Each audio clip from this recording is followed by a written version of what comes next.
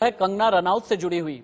हमने आपको बताया था ना किस तरह से ताली थाली गाली के बीच की लड़ाई हो गई है सुशांत सिंह राजपूत के कत्ल को लेकर के। लेकिन अब यह लड़ाई सम्मान की भी है, स्वाभिमान की भी है, क्षत्रिय की भी है, क्षत्राणी की भी है, ब्राह्मण के बीच की भी है। और क्यों ऐसा है हम कह रहे हैं, यह जानने के लिए पहली ब्रेकिंग न्यूज आपको देखनी पड़ेगी, जिसमें कंगना रनौत ने बहुत बड़ा वार किया है शिवसेना पर और कहा क्षत्राणी हूं, सिर कटा सकती हूं, झुका नहीं सकती।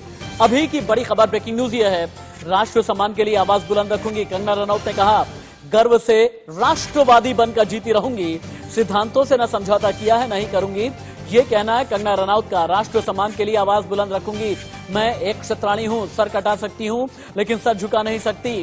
राष्ट्र के सम्मान के लिए हमेशा आवाज बुलंद करती रहूंगी। मान सम्मान स्वाभिमान के साथ जीती हूं, गर्व से राष्ट्रवादी बनकर जीती रहूंगी। सिद्धांत के साथ कभी कोई समझौता न किया और न कभी करूंगी, न करने दूंगी। जय हिंद। ये कंगना रनौत ने आज क्षत्राणी के नाम से ट्वीट किया है। बड़ी बात यह है कि वो कंगना रनौत जो मुंबई पुलिस पर, महाराष्ट्र सरकार पर, शिवसेना पर, संजय राउत पर मुखर रही, उसके बाद चैप्टर 2 में जया बच्चन को भी आड़े हाथों लिया। जया बच्चन ने राज्यसभा में बयान दिया, थाली में छेद वाली बात भी की जया बच्चन ने। तो फिर उसके बाद कंगना रनौत ने बहुत अग्रेसिव ट्वीट किया था। लेकिन ये ट्वीट तो आप देखें, लेकिन इन सभी के साथ में कंगना कितनी अग्रेसिव है। पिछले 3 दिनों में कंगना ने कितने बड़े बड़े वार किए हैं, कंगना ने किस तरह से मिथक तोड़ने की कोशिश की है। कंगना ने परिवारवाद से लेकर के बॉलीवुड ड्रग्स मंडली से लेकर के नेपोटिज्म सभी पर सीधा वार किया है। प्रहार करते हुए कंगना के 3 बड़े बयान सुने, उसके बाद हम बहस की शुरुआत करेंगे कि अब की बार कंगना का मणिकर्णिका अवतार है और इस प्रहार से शिवसेना बच पाएगी या फिर नहीं। कंगना ने क्षत्राणी नाम का सहारा लिया है। कंगना नहीं, ये मर्दानी है, गुस्से में क्षत्राणी है। देखिए संजय राउत जी, आपने मुझे कहा कि मैं एक लड़की हूं। आप एक सरकारी मुलाजिम, एक मंत्री, आप तो जानते ही होंगे कि इस देश में हर दिन नहीं हर घंटे कितनी लड़कियों के बलात्कार हो रहे हैं, कितनी लड़कियों का शोषण किया जा रहा है, उनकी बॉडीज काट के ऐसी डाल के फेंक दी जा रही है, उनकी काम की जगहों पे उनको गालियां दी जा रही है, उनका अपमान किया जा रहा है, उनके खुद के पति उनके कान, नाक, मुंह, कान, जबड़े तोड़ रहे हैं। और आपको पता है इसका जिम्मेदार कौन है? इसका जिम्मेदार है ये जो मानसिकता आपने, जिसका भौंडा प्रदर्शन पूरे समाज के सामने, पूरे देश के सामने किया है, वो मानसिकता इसकी जिम्मेदार है। उद्धव ठाकरे, तुझे क्या लगता है कि तूने फिल्म माफिया के साथ मिलके मेरा घर तोड़ के मुझसे मेरा घर टूटा है, कल तेरा घमंड टूटेगा। ये वक्त का पहिया है, याद रखना, हमेशा एक जैसा नहीं रहता। और मुझे लगता है कि तुमने मुझ पर बहुत बड़ा एहसान किया है, क्योंकि मुझे पता तो था कि कश्मीरी पंडितों पे क्या बीती होगी। आज मैंने महसूस किया है। महाराष्ट्र में सरकार का आतंक और अत्याचार दिन ब दिन बढ़ते ही जा रहे हैं। आज उन्होंने एक एक्स सर्विसमैन को दिन दहाड़े सबके सामने, बहुत सारे लोगों ने एक अकेले इंसान को, वेटरन को अटैक किया और उन्हें बहुत बुरी तरह से मारा। उनकी गलती यही थी कि उन्होंने सरकार की निंदा की। मैं यही चाहती हूं कि सत्ता और राजनीति से परे यहाँ पे मानव और साधारण मानवीय के हक के चलते केंद्र सरकार इन चीजों में हस्तक्षेप करे और हमारे संवैधानिक अधिकारों को बचाए। कंगना रनौत जिसने सीधे तौर पर यह बता दिया था कि फेमिनिज्म का मतलब क्या होता है, और अकेले ही बॉलीवुड में फेमिनिज्म की पटकथा लिखने की ओर चल निकली कंगना रनौत। कंगना रनौत से बीएमसी ने बदला लिया। कंगना रनौत पर त्योरियां चढ़ाई संजय राउत ने। कंगना रनौत पर अग्रेसिव हो गई शिवसेना। लेकिन कंगना रनौत ने किसी भी तरह से मनाली से लेकर के मुंबई तक कोई यू टर्न नहीं लिया। और कंगना रनौत ने तभी यू टर्न नहीं लिया जब मुंबई में कंगना रनौत का 48 करोड़ का जो ऑफिस था उसमें तोड़फोड़ की गई। 2 से 3 करोड़ का जुर्माना हर जाने को लेकर के नोटिस भी हालांकि कंगना ने दिया। कंगना पूरी तरह से अग्रेसिव हैं और बैकफुट पर आने को तैयार नहीं है। फ्रंट फुट पर रह करके सभी को आड़े हाथों ले रही हैं। एक पूरे डिबेट पैनल को मैं ओपन कर देता हूं। अब जीवन सोलंकी मेरे साथ में है। आप करणी सेना का रिप्रेजेंटेशन करेंगे, महाराष्ट्र करणी सेना के रिप्रेजेंटेटिव के तौर पर आप मेरे साथ जुड़े हैं। संतोष दुबे हैं शिवसेना के नेता। शमशेर पठान एक्स कॉप हैं आप। किशोर मासूम आरपीआई फिल्म विंग के आप प्रेसिडेंट हैं। संतोष दुबे जी, शिवसेना का रिप्रेजेंटेशन आप कर रहे हैं। पहला सवाल संतोष दुबे जी मेरा आपसे होगा। कंगना ने कहा कि मैं क्षत्राणी हूं, किसी भी तरह से झुकूंगी नहीं, मान सम्मान स्वाभिमान की लड़ाई है। ये शिवसेना कंगना के स्वाभिमान को इतना ठेस क्यों पहुंचा रही है?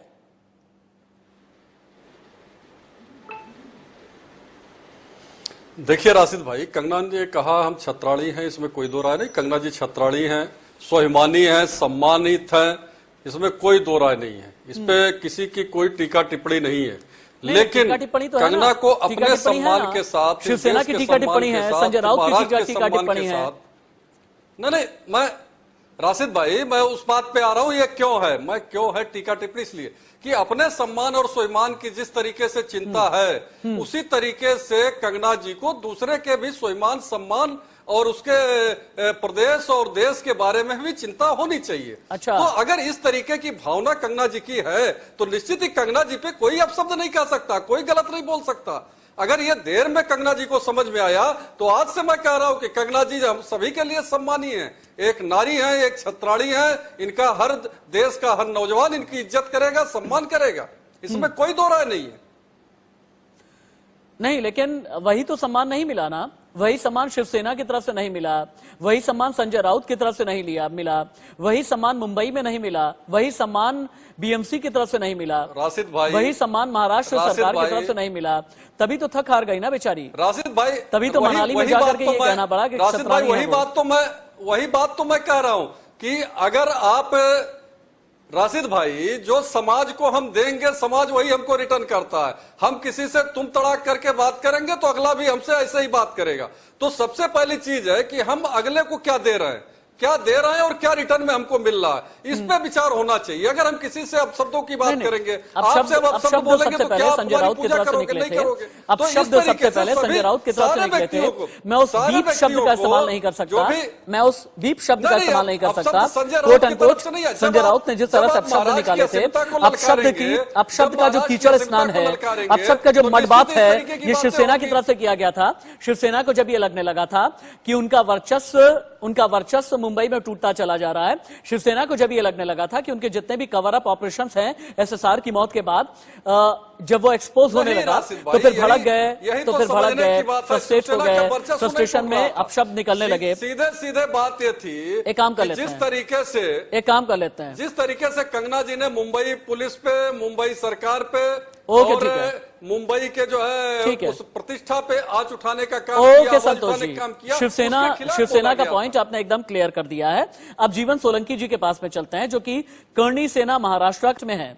जीवन सोलंकी जी, जो संतोष दुबे शिवसेना के नेता कह रहे थे और उसे आपने सुन लिया, ऐसा क्यों है? लेकिन आप लोग भी क्षत्रिय की बात करते हैं, आप लोग भी राजपूतों की बात करते हैं, राजपूतों के मान सम्मान स्वाभिमान की बात करते हैं। चलिए, जीवन सोलंकी से हमारा संपर्क टूट गया है, लेकिन मेरे ख्याल से किशोर मासूम के साथ मैं जुड़ सकता हूं क्या? चलिए, किशोर मासूम के साथ जोड़िए मुझे। आरपीआई फिल्म विंग के प्रेसिडेंट हैं किशोर मासूम जी। आज कंगना को अपना क्षत्राणी धर्म क्यों याद आया, आपको क्या लगता है? मैं आपको बताऊं, इसमें सबसे पहले तो एक इसमें धर्म की, जाति की कोई बात नहीं है। बाबा साहब अम्बेडकर के बनी हुई संविधान ने सबको ये अधिकार दिया है कि कोई भी आदमी अपने अभिव्यक्ति के लिए स्वतंत्र है, अपने विचारों को कहीं भी रख सकता है, देश के किसी कोने में रह सकता है, अपनी बात रख सकता है। ऐसे में अगर आप उनकी जो विचारों की स्वतंत्रता है उनको अगर चोट पहुंचाओगे, अगर कोई सत्य कहने की कोशिश करता है तो आप उसके घर को तोड़ लोगे, आप उसके भूखे तोड़ने की बात करोगे, एक महिला को अपमान करने की बात करोगे। तो शिक्षण ऐसा कोई राजधर्म नहीं निभाते। आपने कि कंगना के साथ में जो मुंबई में हुआ, जिस तरह के साथ में बदतमीजी की, उनके घर को तोड़ा गया और पूरा माहौल उसमें देखते हैं। इसमें हम सबको साथ में आने की जरूरत है। अगर कंगना चाहती है कि जो माफिया है, देखिए वो बात तो ठीक है, लेकिन संतोष दुबे या फिर शिवसेना के नेता जानते हैं क्या कहना चाहते हैं? किशोर मासूम जी, ये लोग ये कहना चाहते हैं कि चलिए ठीक है, आप गलत के खिलाफ लड़ाई लड़ रही है, लड़ लीजिए। अगर आपको लग रहा है नाइंसाफी हो रही है, कोई बात नहीं है, आप इसके खिलाफ आवाज बुलंद कर लीजिए, आप ट्वीट कर लीजिए, आप जया बच्चन के ताली थाली गाली वाले बयान को लेकर के आप बोल लें। लेकिन अगर आपको अपना धर्म या जाति याद आती है, हिंदुस्तान में एक बात ये कही जाती है कि जहां पर जाति या धर्म आपकी जबान पर चली आए तो ये समझ जाएं आप कि जातिवाद या फिर धर्म की प्रयोगशाला बनाने में आप लोग जुटे हैं। सवाल बहुत बड़ा है। कंगना रनौत ये कह देती, सुनिए ना, कंगना रनौत, मेरी बात तो सुन ले आप। कंगना रनौत पीओके वाला बयान दे रही हैं, चलिए एक बार के लिए मान भी लिया। कंगना रनौत बवाल की बात कर रही है, मान लिया। शिवसेना की गलतियों की बात कर रही है, मान लिया। लेकिन कंगना रनौत को क्षत्रिय धर्म जाति एकाएक क्यों याद आ गई? देखिए, हर व्यक्ति को अपनी जाति पर गर्व होना चाहिए और होता है। इसमें मैं समझता हूँ कि सिर्फ मैं पहले क्लियर कर चुका हूँ कि जातिवाद की मामला नहीं है। इसके पीछे की जो क्रोनोलॉजी है आप उसको समझिए। अभी जया बच्चन जी का जो बयान आया है, जो उन्होंने कहा कि आप बॉलीवुड को बदनाम करने की कोशिश कर रहे हैं, जया बच्चन जी क्या आपको नहीं पता? अगर नहीं पता है तो मैं आपको बता देना चाहता हूँ कि बॉलीवुड के अंदर जो एक ड्रग्स जो तस्कर है, किस तरह से वो सक्रिय रहते हैं। एक कास्टिंग काउच का एक बहुत घिनौना सच यहाँ पर बहुत पहले भी आपने देखा उजागर हुआ है। बहुत सारी ऐसी गंदगियां यहाँ पर हैं। क्या आपको नहीं लगता कि वो सारी चीजें गंदगी साफ होनी चाहिए? क्या आपको नहीं लगता कि ड्रग्स जो माफिया है वो उनके पता लगना चाहिए कि ये कौन सा ग्रोह सक्रिय है जो इस पूरी बॉलीवुड को बदनाम करने का काम कर रहा है या इसको इसकी गर्त में डुबोने का काम कर रहा है? आपको तो उल्टा इस चीज का समर्थन करना चाहिए। मुझे ब्रेक लेना है शमशेर जी, मुझे ब्रेक लेना है। एक क्विक रिस्पॉन्स आपका भी चाहूंगा मैं।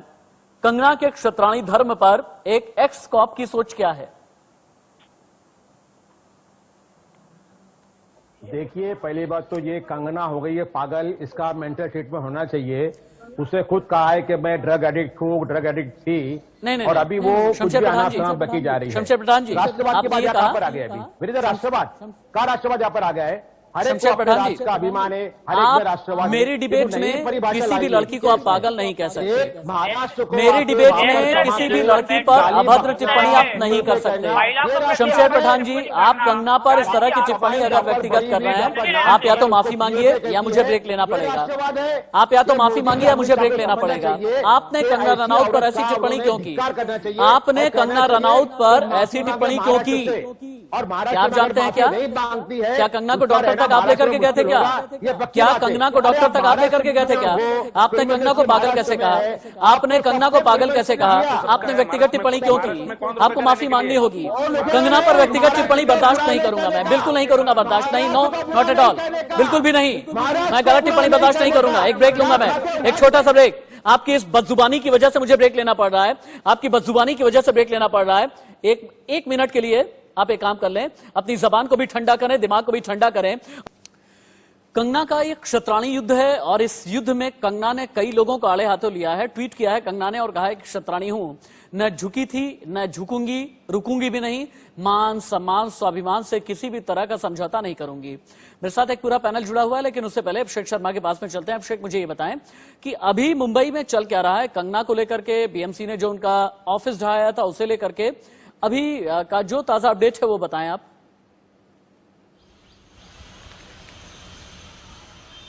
बिल्कुल, देखिए रशीद, 22 तारीख को यानी 22 सितंबर को पूरे मामले पे हमको देखिए हाई कोर्ट ने स्टे लगा दिया है। और जिस तरीके से 2 करोड़ का हर्जाना मांगा हुआ है कंगना रनौत ने बीएमसी से, उस पूरे मामले पर 22 सितंबर को पूरी सुनवाई होने वाली है। तो 22 सितंबर को फैसला होगा कि बीएमसी क्या जो एक्शन लिया था क्या वह सही था या गलत था, यह पूरी तरीके से। लेकिन हाँ, अभी तक जो ऑफिस तोड़ा गया था उसको स्टेटस को मेंटेन करने का स्टे ऑर्डर बॉम्बे हाईकोर्ट ने दिया हुआ है। इतना ही नहीं, बीएमसी बल्कि जहां पे जो खार में जहां पे कंगना रनौत का घर है उसको भी तोड़ने की फिराक में है, वहां भी नोटिस दिया हुआ है। और कंगना रनौत इसीलिए कह रही है कि संतोष जी अंत में हालांकि शमशेर पठान जी, अगर आप माफी मांगेंगे तो अपना हाथ उठा सकते हैं कि हाँ, माफी मांगने के लिए तैयार हूं जिस तरह के अपशब्द कंगना को कहते। और संतोष जी, आप ये बताएं, एक क्षत्राणी को दोबारा, इससे पहले कि मैं वाइंड अप करूं, एक क्षत्राणी को दोबारा शिवसेना चैलेंज तो नहीं करेगी ना संतोष जी?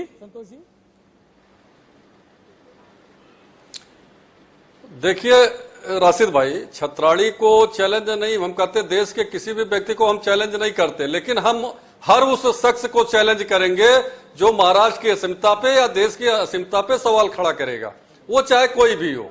नहीं, कंगना तो कहती है कि हमेशा से मानना रहा है कि शमशेर पठान जी को लगे लगे, शमशेर पठान जी को कुछ और लगे, लेकिन कंगना कहती है राष्ट्रवादी है। क्यों शमशेर पठान जी, माफी तो मांग लीजिए। राष्ट्रवादी व्यक्ति अगर जो है पीओ को कहेगा इस देश को या महाराष्ट्र को, तो कतई नहीं उसका सम्मान होना चाहिए।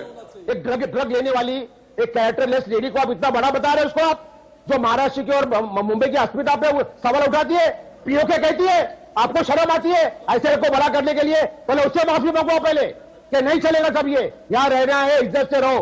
माँ बहन हमारे को गाली मैंने किसी दुखती रग पे हाथ रख दिया है। आप जितना रिएक्ट कर रहे हैं लगता है मैंने किसी दुखती रग पे हाथ रख दिया है।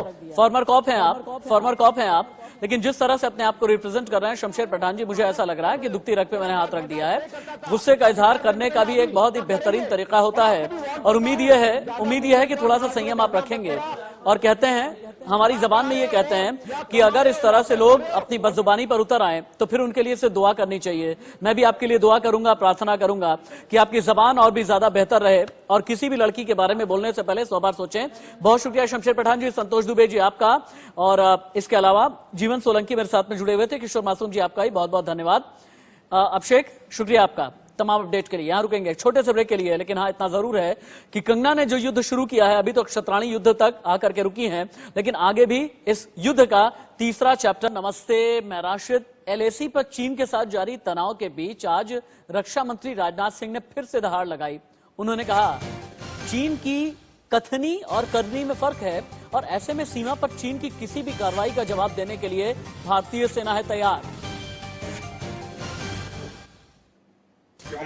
चाइना का सीमा का प्रश्न अभी तक अनसुलझा है। भारत और चाइना की बाउंड्री का कस्टमरी और ट्रेडिशनल अलाइनमेंट चाइना नहीं मानता है। यह सीमा रेखा वेल एस्टेब्लिश्ड भौगोलिक सिद्धांतों पर आधारित है, जिसकी पुष्टि न केवल ट्रीटीज और एग्रीमेंट्स द्वारा बल्कि हिस्टोरिक यूसेज और प्रैक्टिसेस द्वारा भी सभापति महोदय हुई है। इससे दोनों देश सदियों से अवगत हैं, जबकि चाइना यह मानता है कि बाउंड्री अभी भी औपचारिक रूप से निर्धारित नहीं है। साथ ही चाइना यह भी मानता है कि हिस्टोरिकल जुरिस्डिक्शन के आधार पर जो ट्रेडिशनल कस्टमरी लाइन है, उसके बारे में दोनों देशों की एक अलग अलग व्याख्या है। दोनों देश 1950